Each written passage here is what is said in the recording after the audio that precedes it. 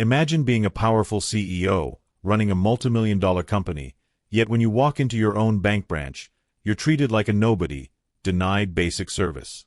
That's exactly what happened to Angela Harris, a black CEO. But what happened next shocked everyone. Within just 10 minutes, she turned the tables and fired the entire branch team on the spot. This is her story. It was a bright Tuesday afternoon when Angela Harris pulled into the parking lot of Jefferson First Bank. Dressed in a navy blue business suit and heels that clicked with purpose, Angela wasn't just another customer.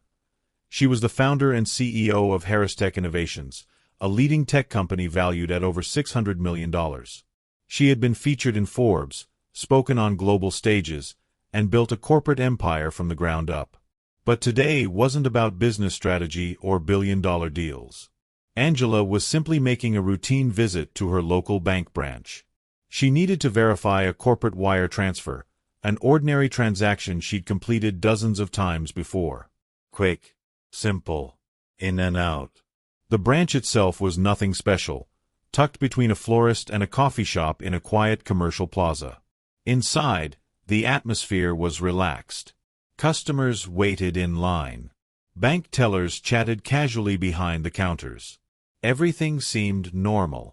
Until Angela stepped up to the counter. She smiled politely, offered her ID, business documents, and explained the purpose of her visit. But the young white teller didn't return the courtesy. Instead, she looked Angela up and down with thinly veiled suspicion, her eyes narrowing as if something didn't add up. "I'm sorry, ma'am," the teller said stiffly. "For something like this, we need to speak to a senior officer." Angela raised an eyebrow. "I am the senior officer," she said calmly, handing over her credentials. But the teller didn't even look at them.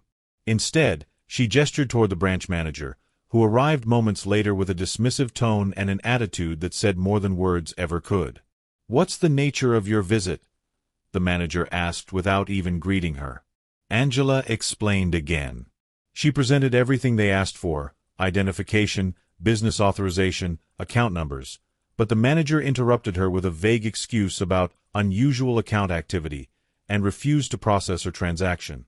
Despite being the company's CEO, despite all the verifiable information in front of them, they told her to come back later or call headquarters. Angela stood in silence for a moment. She wasn't angry. Not yet. She was calm, composed, focused. Because what they didn't know, what they couldn't have imagined, was that Angela Harris wasn't just another customer. She was a key investor in the bank's parent company. She had the authority to make decisions that could change the future of that entire branch.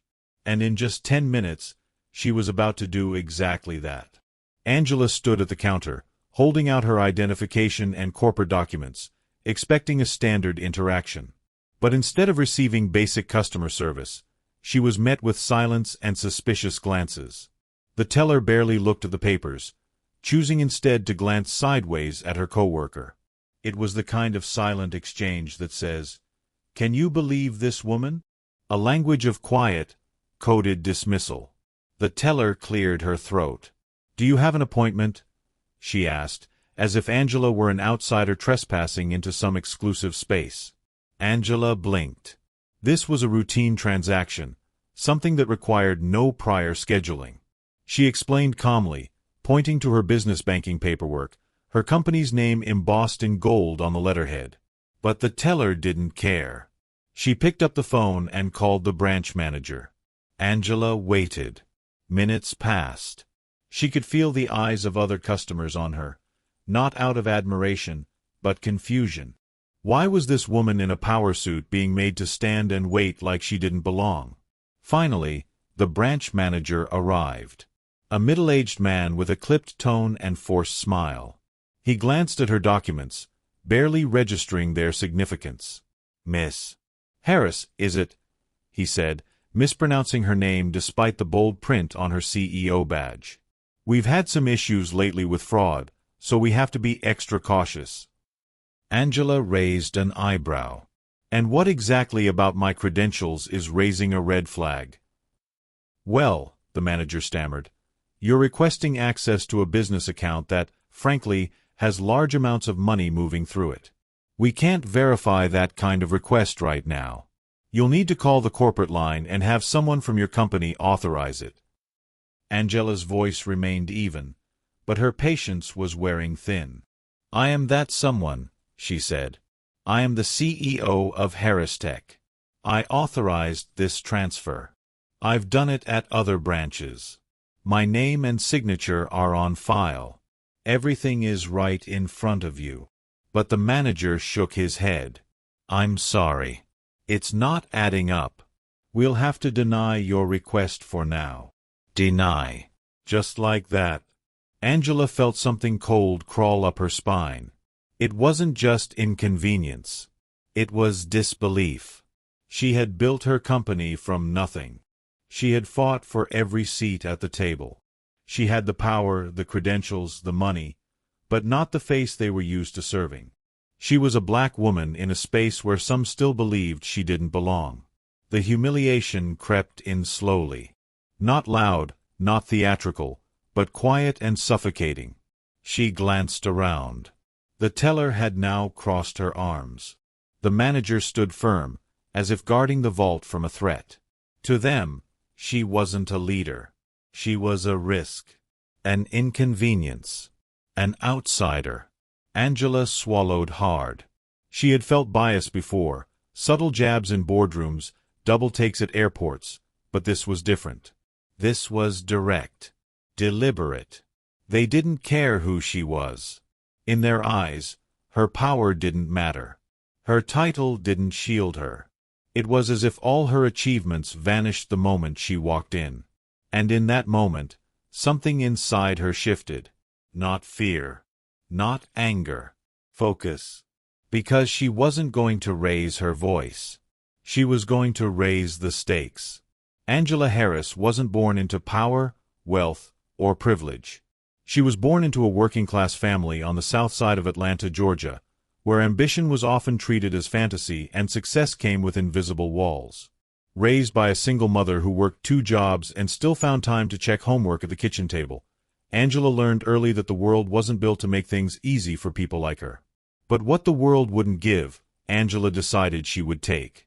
She earned a full academic scholarship to Georgia Tech, where she majored in computer engineering. She was one of only 3 black women in her entire graduating class.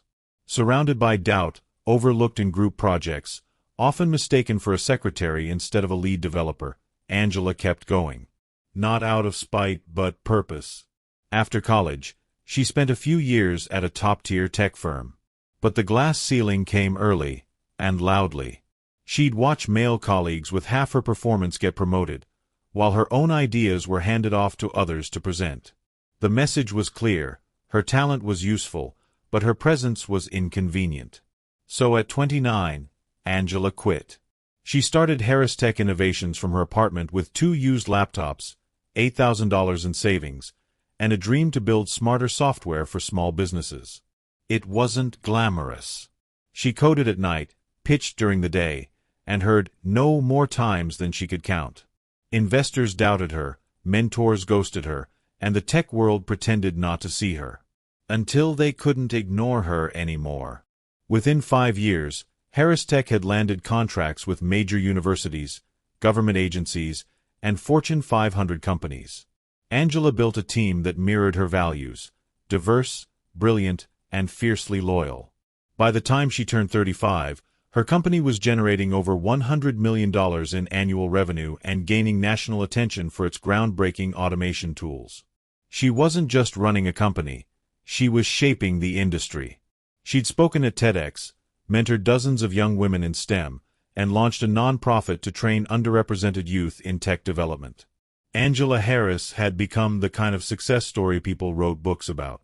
And yet, none of that mattered when she walked into Jefferson First Bank that day. Her accolades didn't register in the eyes of the teller. Her face wasn't one they associated with power. In that branch, in that moment, she was stripped down to what they saw, a black woman asking for access. To them, she was a question mark, not a CEO. The incident wasn't just offensive. It was disorienting. It was as if the very system she had mastered suddenly turned on her the moment she stepped outside her controlled spaces, her boardroom, her office, her stage, and into theirs.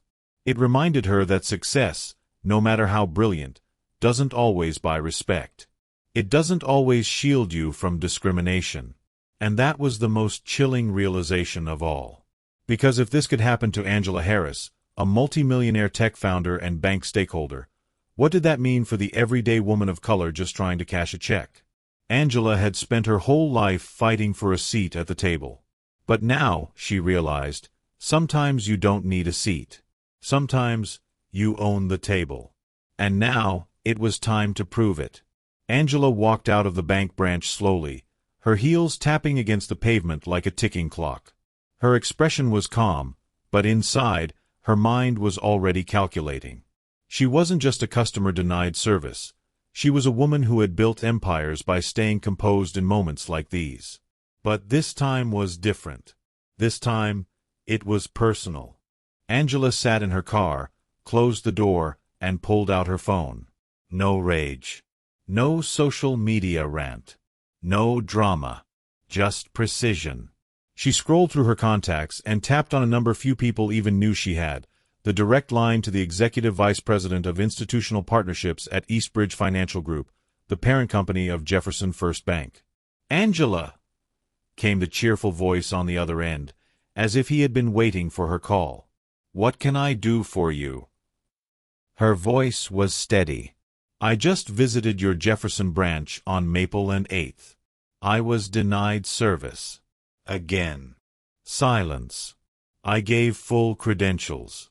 I was treated like a fraud. Again. More silence. Then, Angela, I'm so sorry. That's... I'm not calling for an apology," she interrupted. "I'm calling to remind you that I sit on your investor board, and my firm controls 17% of Eastbridge's private equity pool. I've kept that quiet for a reason. But today, I'm making it loud." The man on the other end cleared his throat. He knew exactly what that meant. Angela wasn't just a shareholder. She was one of the few private investors with voting power. The kind that could influence executive pay structures, community relations strategy, even branch leadership appointments. "I'll have someone call the branch." "No," Angela said firmly. "I will be returning to the branch. I suggest you notify regional leadership immediately. I expect to speak to them in person." Angela ended the call without waiting for a response. For most people, being denied service at a bank would result in a complaint, maybe a viral video, maybe nothing at all. But Angela wasn't most people. She understood how systems worked, from the inside. She didn't need to argue with the teller. She didn't need to shout at the manager. She didn't need anyone to believe who she was. Because she had receipts. Literal ones, and corporate ones. What the branch staff didn't know was that Harris Tech had been courted by Eastbridge Financial 2 years ago during a major acquisition push. Angela had played hardball in the negotiations, only agreeing to park a portion of her company's assets with the bank in exchange for preferred investor status. But behind the scenes, she had quietly acquired equity through her private fund, which bought into Eastbridge at a discounted institutional rate. Most assumed she was just another high-net-worth client. No one at the local level knew she actually owned part of the institution they worked for. Until now. She wasn't going to file a complaint. She was going to issue a correction. In person. Because Angela understood something that many people don't realize until it's too late. Silence is permission. And she refused to be silent one more time in the face of something so blatantly unjust. This wasn't about one branch. It was about every door that had ever been closed to someone who looked like her. And Angela was done knocking. An hour later, the glass doors of Jefferson First Bank swung open again.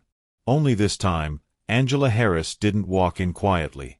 She stepped through the entrance with 3 people behind her, a regional compliance officer, a senior HR executive from Eastbridge's corporate office, and a legal liaison with a slim briefcase and a sharp expression. The bank lobby, once buzzing with idle chatter, fell silent. Angela's heels echoed on the polished tile as she walked straight to the center of the room, stopping in front of the same teller who had dismissed her earlier. The woman's face paled. "I believe we've met," Angela said, her voice clear but calm. The teller's mouth opened, then closed. She looked toward the manager's office, panic rising. Moments later, the branch manager appeared, clearly caught off guard. His collar was slightly wrinkled, and he was still holding his half-empty coffee cup. "Ms. Harris," he began, attempting a forced smile. "I'm very sorry for earlier. There must have been some sort of miscommunication." Angela didn't blink. There was no miscommunication. "I presented credentials, identification, and account details. You made a decision based not on policy, but perception. Let's not pretend otherwise." The compliance officer stepped forward. "We've reviewed the footage and internal reports. What we observed was a clear failure to follow procedure, and behavior that reflects poorly on the institution." The HR executive opened a folder and began reading aloud. "Effective immediately, the following individuals are being relieved of their duties pending further investigation." The teller gasped. The manager raised a hand, as if to protest. "Wait, surely we can discuss this. It was a misunderstanding, I swear." Angela turned to him, her voice still cool but now razor-sharp. "A misunderstanding is when a name is misspelled. What happened here was a pattern.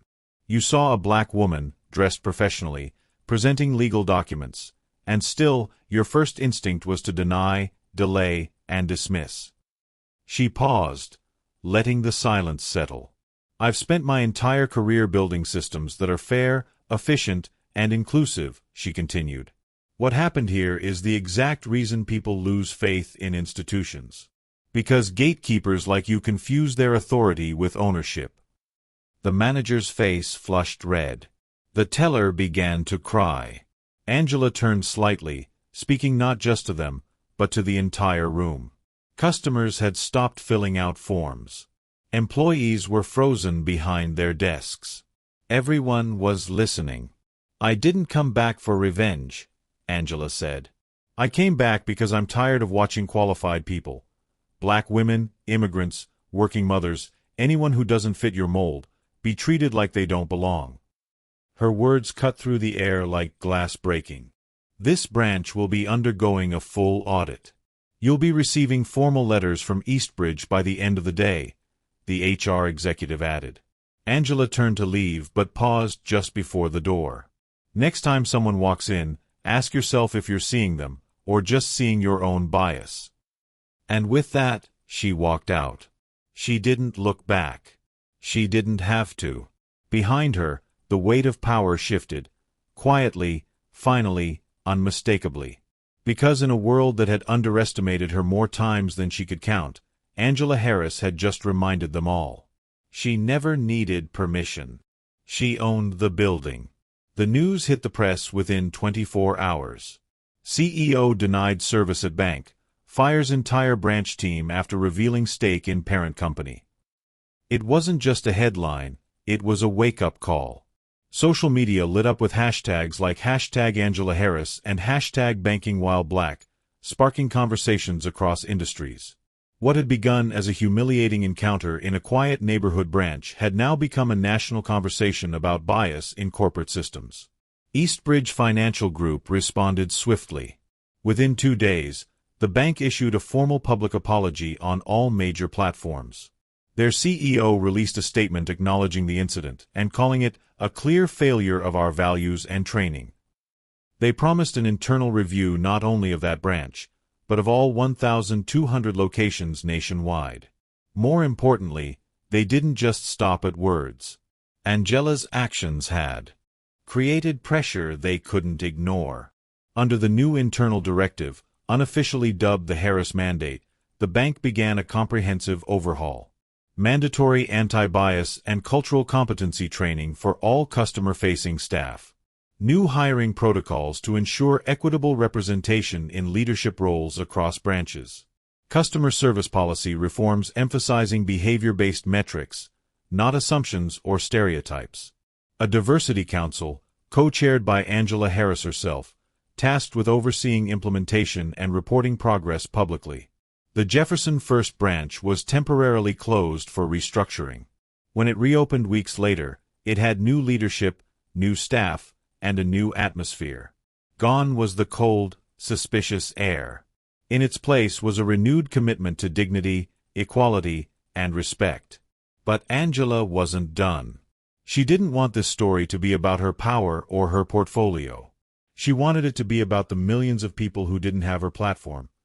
People who had been dismissed, ignored, or disrespected simply for existing in spaces where they weren't expected. She took to the stage at a global leadership summit just weeks after the incident. Her keynote speech went viral within hours.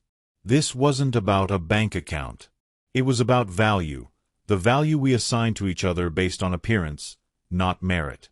And the question we have to ask ourselves isn't, how did this happen to me? But, how often does this happen to people with no one watching? Power isn't just about money. It's about accountability. And real leadership isn't proven in boardrooms. It's proven when you stand up, even when it's easier to walk away. I didn't fire that staff because they made a mistake. I made that decision because they made a choice to see someone like me as a threat, not a customer. And that kind of thinking has no place in the future we're building. The audience rose to their feet in thunderous applause. Angela's words rippled across industries, from finance to tech to education. Corporations began re-evaluating their own frontline training. Panels and forums began inviting Angela to speak about equity and access. Even government officials cited her actions as a model for how private influence can drive public change. But for Angela, the most powerful moments weren't on stages or headlines. They came in the quiet emails. The messages from young black women, from bank tellers, from immigrants, from single mothers, from people who had felt invisible until they saw someone like Angela refuse to be erased. She didn't just shift a policy. She shifted a culture. Because in a world where power is often hidden behind titles and tinted glass, Angela Harris reminded us that true power is when you use your voice, not to silence, but to uplift. And when asked if she'd ever return to that branch again, she smiled. Only if I'm the one handing out the promotions. Angela Harris's story isn't just about one CEO or one bank branch. It's about what happens every day, quietly, invisibly, when racial bias goes unchecked in places where people expect dignity. At service counters, in boardrooms, in classrooms, in lobbies where assumptions speak louder than facts. Because Angela didn't walk into that bank as a millionaire, or a corporate investor, or a woman with power. She walked in as a black woman, and that alone was enough to trigger suspicion. And that's the problem.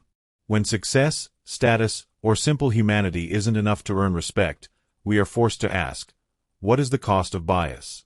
Not just for the person who is dismissed, but for the systems that lose talent, loyalty, and trust as a result. Angela's refusal to stay silent flipped a moment of humiliation into a national reckoning. She used her position, not for revenge, but to hold up a mirror. To show the world what accountability looks like when it walks in quietly and walks out with change. But here's the truth. You don't need to be a CEO to make an impact. Every person watching this video has power. You have power in your voice, in your choices, and in how you treat people when no one's watching. You have power in whether you speak up when you see someone being profiled, mistreated, or overlooked. Whether it's at a bank, in a store, or on the street, your silence is your signature. Don't sign off on injustice. Let Angela's story remind you that leadership isn't about titles, it's about courage. Courage to say, this is not okay. Courage to take action, even when it's uncomfortable. Courage to turn personal pain into public change. Because change doesn't start at the top. It starts when ordinary people decide they've had enough of the ordinary. Angela Harris could have driven away. She could have sent an email. She could have let it slide. But instead, she walked back in and changed the rules. Let that be a call to each of us. Walk back in. Speak truth. Challenge what's broken. Because the next time someone is denied respect, fairness, or belonging, maybe you will be the reason the story ends differently. And maybe, just maybe, that's what real justice looks like.